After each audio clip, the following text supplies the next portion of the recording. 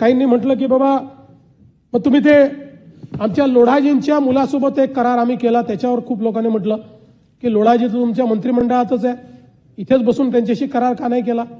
बरोबर आहे, इथे बसूनही करार करता आला असता त्यांच्यासोबत.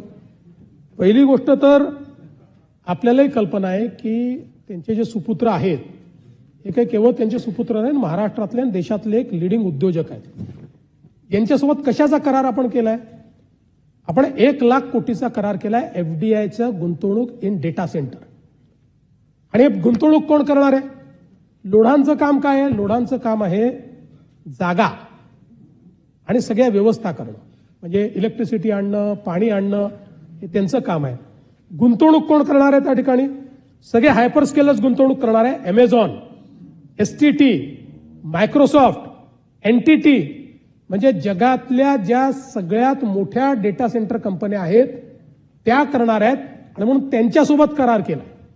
हा लोढांसोबतचा करार नाही आहे, लोढांनी त्यांच्या वतीनं केलेला करार आहे. या सगळ्या कंपन्यांची गुंतवणूक त्याच्यामध्ये आहे.